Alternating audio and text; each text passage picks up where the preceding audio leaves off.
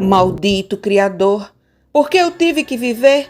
Por que não apaguei naquele momento a chama da vida que você acendeu tão inconscientemente? Não sei.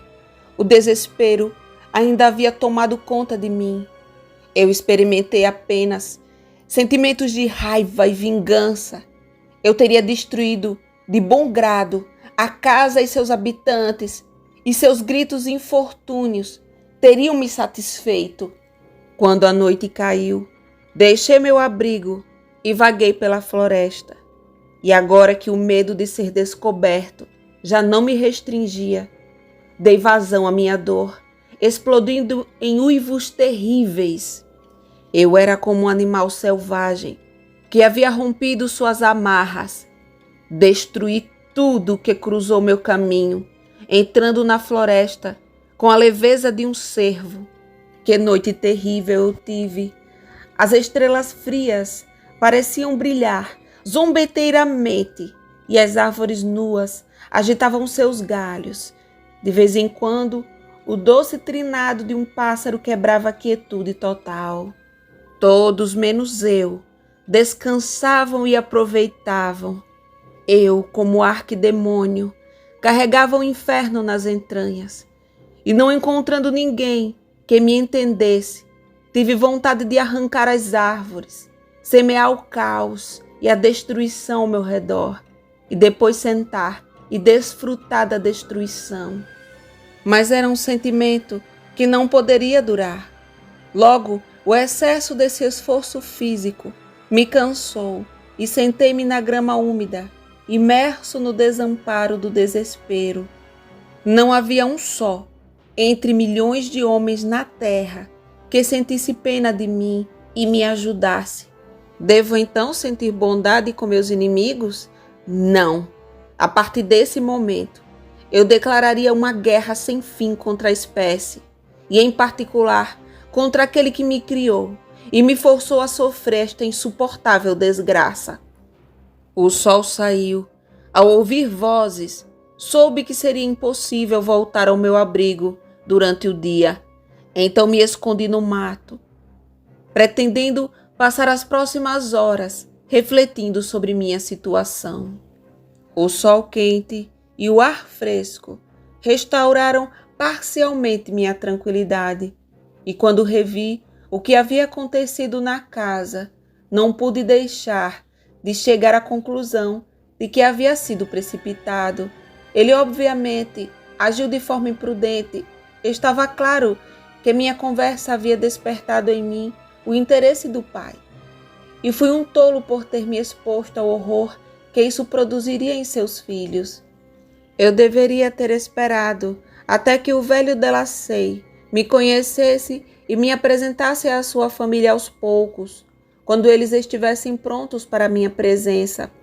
Mas acreditei que meu erro não era irreparável e depois de muita reflexão resolvi voltar para casa, procurar o velho e ganhar seu apoio, explicando honestamente minha situação. Esses pensamentos me acalmaram e à tarde caí num sono profundo, mas a febre que corria pelo meu sangue me impedia de dormir em paz. A cena do dia anterior vinha constantemente aos meus olhos. Nos meus sonhos, vi as mulheres fugindo loucamente e Félix, cego de raiva, arrancou-me do pai. Acordei exausto e, vendo que já era noite, saí do meu esconderijo em busca de algo para comer. Depois de saciar a fome, dirigi-me para o caminho que tão bem conhecia e que levava à casa. A paz reinou ali. Entrei silenciosamente no galpão e esperei, em silenciosa expectativa, pela hora em que a família normalmente se levantava. Mas aquela hora passou, o sol já estava alto no céu e meus vizinhos não podiam ser vistos. Comecei a tremer violentamente, temendo algum infortúnio. O interior da casa estava escuro e nenhum barulho era ouvido. Não consigo descrever a agonia dessa espera.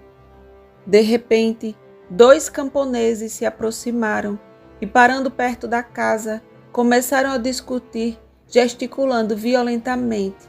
Não entendi o que diziam, porque falavam a língua do país, que era diferente dos meus protetores. Pouco depois, Félix chegou com outro homem, o que me surpreendeu, pois sabia que ele não tinha saído de casa naquela manhã. Esperei impacientemente para descobrir, através de suas palavras, o significado dessas imagens inusitadas. Você já pensou, disse o companheiro, que terá que pagar 3 meses de aluguel e que perderá a colheita da sua horta? Não quero tirar vantagem injusta e peço-lhe, portanto, que reconsidere sua decisão para mais alguns dias. Não adianta, respondeu Félix. Não podemos continuar morando na sua casa. A vida do meu pai corre sério perigo por causa do que acabei de lhe contar. Minha esposa e minha irmã vão demorar um pouco para se recuperar do choque. Não insista, eu imploro. Félix tremeu ao dizer essas palavras. Ele entrou na casa com seu companheiro, onde permaneceram alguns minutos, e depois saiu. Nunca mais vi ninguém da família Delacey. Fiquei no galpão o resto do dia, em estado de completo desespero.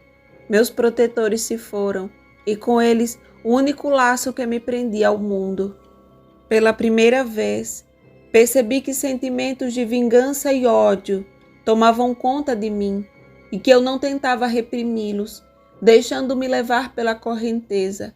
Permiti que pensamentos de morte e destruição me invadissem. Quando pensei em meus amigos, na voz gentil de Delacey, no olhar terno de Ágata e na extraordinária beleza da jovem árabe, esses pensamentos desapareceram e descobri no choro que produziam um certo alívio. Mas, quando pensei novamente em ser abandonado e rejeitado, a raiva voltou, a raiva cega e brutal. Incapaz de prejudicar os humanos, voltei minha raiva contra coisas inanimadas. Tarde da noite, coloquei vários objetos combustíveis pela casa e depois de destruir todos os vestígios de colheita da horta, esperei com impaciência forçada o desaparecimento da lua para iniciar a minha tarefa. À medida que a noite avançava, um forte vento soprava da floresta e logo as nuvens que cobriam o céu se dissiparam. O vento aumentou até parecer uma avalanche imponente e produziu em mim uma espécie de demência que destruiu os limites da razão. Ateei fogo a um galho seco e comecei uma dança louca pela casa, outrora tão querida, com os olhos fixos no oeste, onde a lua começava a tocar o horizonte. Parte da esfera foi finalmente escondida e brandi meu galho. Desapareceu completamente e com um uivo acendi a palha, os arbustos e as moitas que havia colocado. O vento açoitou o fogo e logo a casa foi engolida por chamas que a lambiam avidamente com suas línguas de fogo, pontiagudas e destrutivas. Assim que me convenci de que não havia como salvar nenhuma parte da casa, saí do local e entrei na floresta, em busca de abrigo. Agora que o mundo se abria diante de mim, para onde deveria dirigir meus passos? Resolvi fugir do local das minhas desgraças. Mas para eu ser odiado e desprezado, todos os países seriam igualmente hostis. Finalmente pensei em você.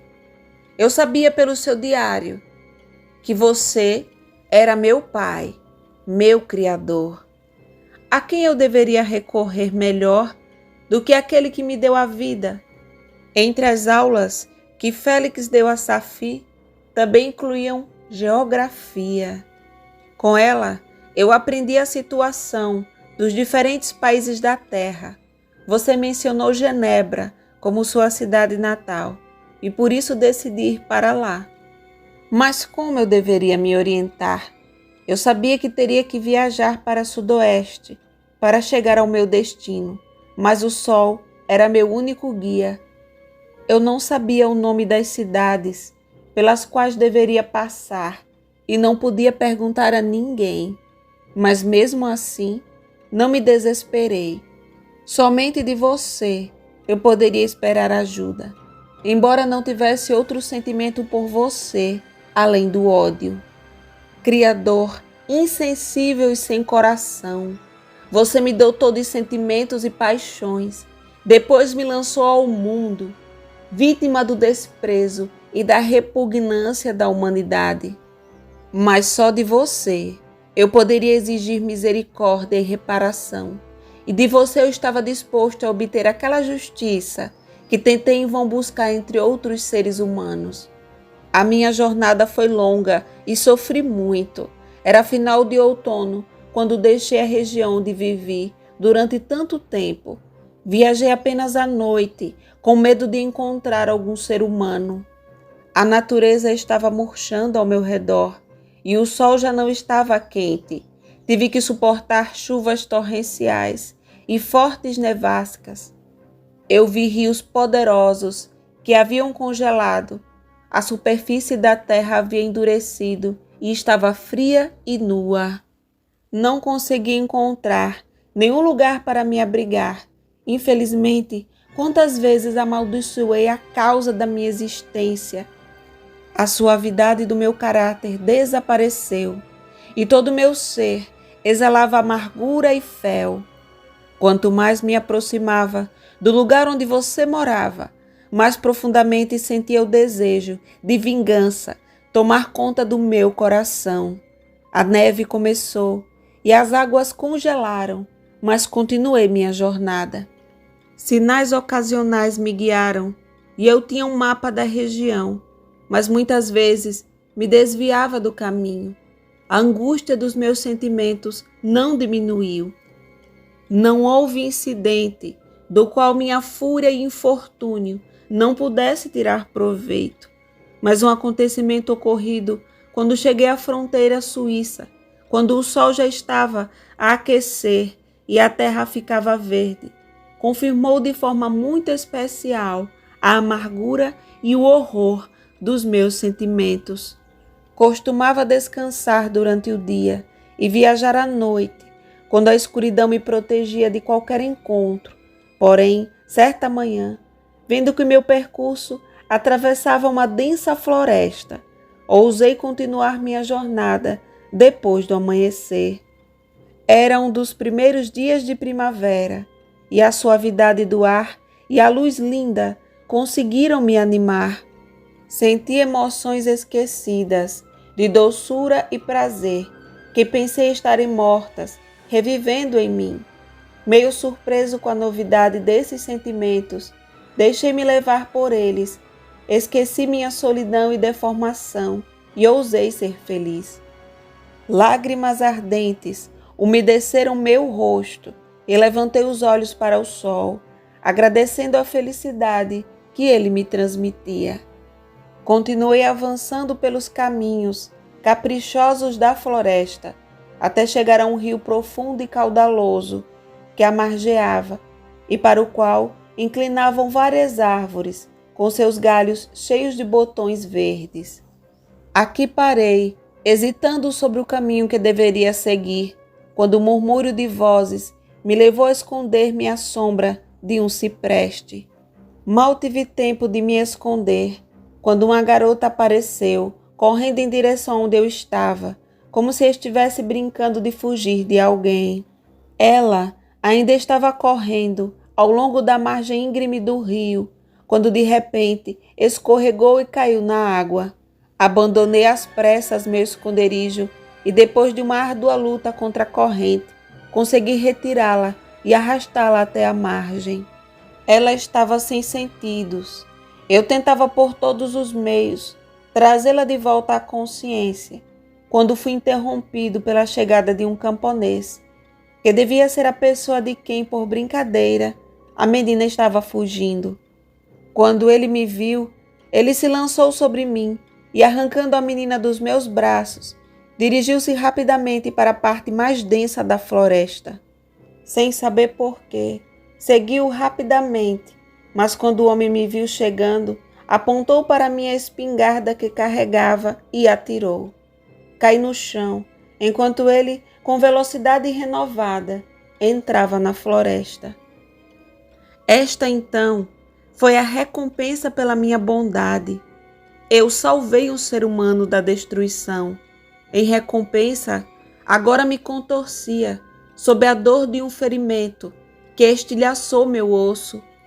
Os sentimentos de bondade e carinho que experimentei poucos minutos antes transformaram-se em fúria diabólica e ranger de dentes. Torturado pelos danos, jurei ódio e vingança eterna a toda a humanidade. Mas a dor me derrotou. Senti meu pulso parar e perdi a consciência. Durante algumas semanas, levei uma existência miserável na floresta, tentando curar a ferida que havia recebido. A bala havia penetrado meu ombro e eu não sabia se ainda estava lá ou se havia atravessado.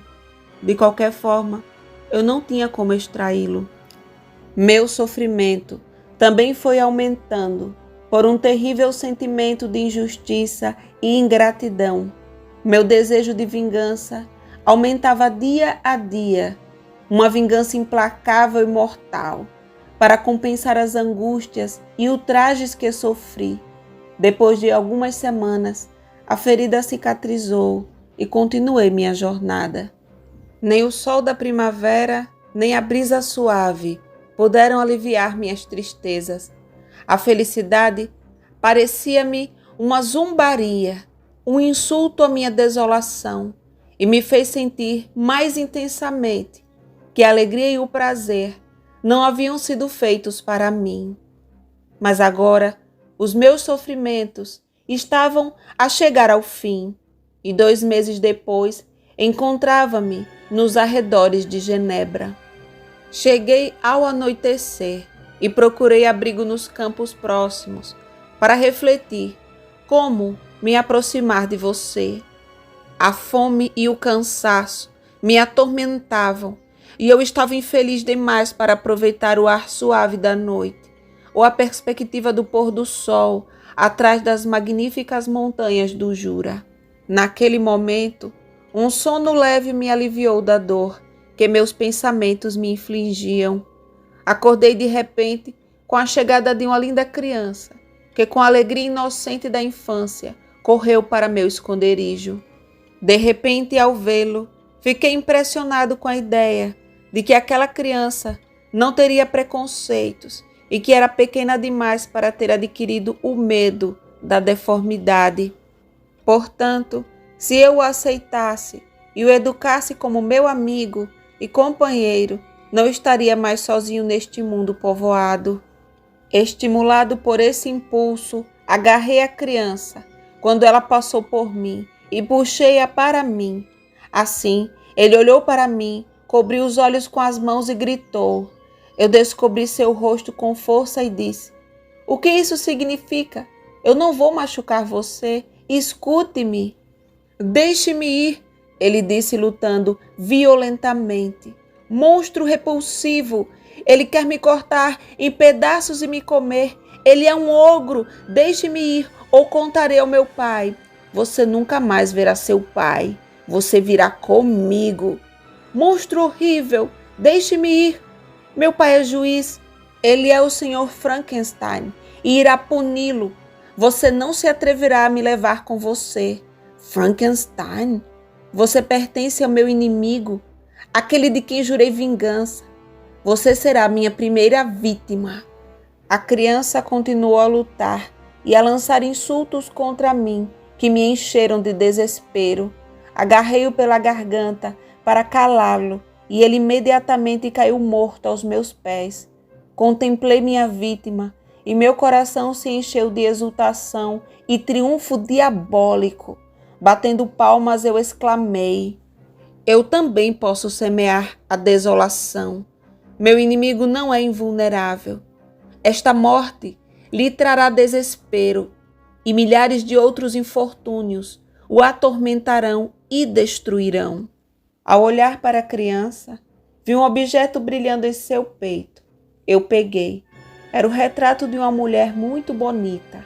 Apesar da minha maldade, ele me suavizou e me seduziu. Por alguns momentos, olhei para seus olhos escuros, rodeados por cílios grossos, para seus lindos lábios. Mas minha raiva logo voltou. Lembrei-me de que havia sido privado dos prazeres que criaturas como aquelas poderiam me proporcionar, e que a mulher que contemplava, se me tivesse visto, teria trocado aquele ar de bondade angelical por uma expressão de horror e desgosto. Você está surpreso que tais pensamentos me enchem de raiva? Me pergunto como, naquele momento, ao invés de expressar meus sentimentos com exclamações e lamentações, não me joguei sobre a humanidade, morrendo na tentativa de destruí-la. Possuído por esses pensamentos, deixei o local onde havia cometido o assassinato e procurava um lugar mais abrigado para me esconder quando vi uma mulher passando perto de mim. Ela era jovem, certamente não tão bonita quanto aquela cujo retrato eu segurava, mas tinha uma aparência agradável e tinha o encanto e o frescor da juventude. Eis, pensei, uma daquelas criaturas cujos sorrisos serão recebidos por todos menos por mim. Não escapará. Graças às lições de Félix e às leis cruéis da espécie humana, aprendi a fazer o mal. Aproximei-me dela furtivamente e coloquei o retrato em um dos bolsos de seu terno. Durante alguns dias, eu vaguei pelos locais onde ocorreram esses acontecimentos. Às vezes eu queria te encontrar, outras vezes estava decidido a deixar este mundo e as suas misérias para sempre. Por fim, rumei para estas montanhas, por cujas cavidades vaguei, consumido por uma paixão devoradora que só você pode satisfazer. Não podemos nos separar, até que você concorde com meu pedido. Estou sozinho, estou infeliz. Ninguém quer compartilhar minha vida. Só alguém tão deformado e horrível quanto eu poderia me conceder seu amor. Minha parceira deve ser igual a mim e ter os mesmos defeitos. Você deve criar este ser.